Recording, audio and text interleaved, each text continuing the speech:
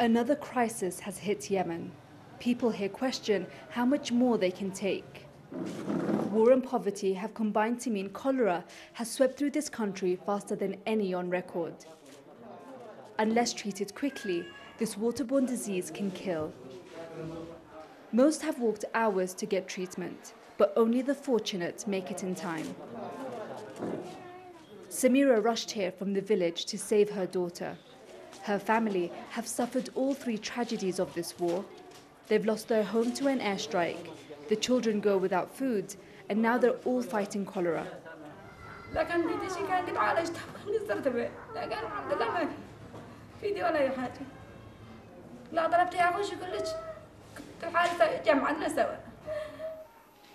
Too malnourished to breastfeed, Samira has been feeding her daughter powdered milk with cholera-infected water.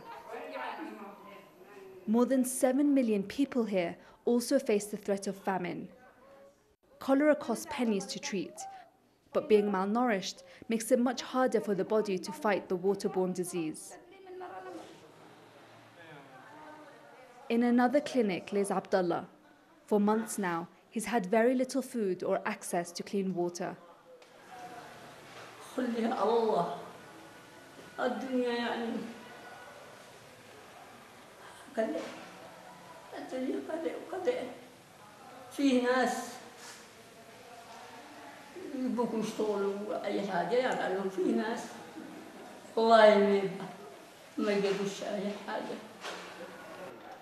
Aid agencies are doing what they can, but the magnitude of this outbreak is outstripping their ability to respond. One person dies in Yemen every hour from cholera. This is the world's largest humanitarian crisis, and it's completely man-made.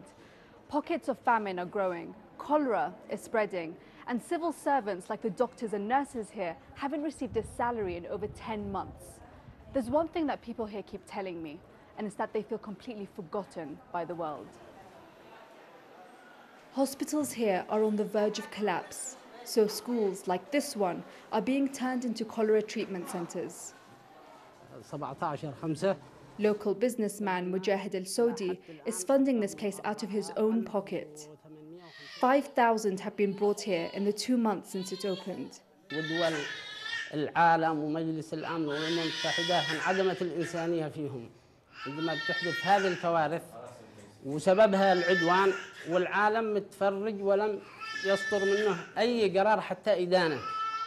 ما فيش وسيلة مواصلات سريعة توصل إلى المنطقة. People face the biggest threat in rural areas. In this one village alone, 20 people have died in the space of 3 months. Hours from the nearest town, it was impossible for people without money to get help. Abdullah has recently become sick. Together with his sister Hind, they can't afford the medicine for their illness.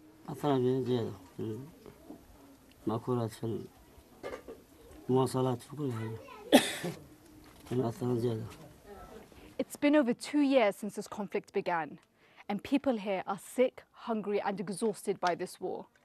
Abdullah and Hind are 2 out of 5 people in their family that have been infected with cholera, and the nearest hospital is over an hour and a half away.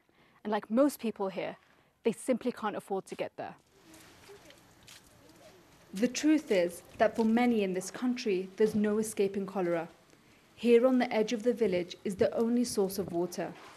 The people know it's infected, but with no other options, they continue to rely on it. Nawal al-Makhafi, BBC News, Hajjah, Yemen.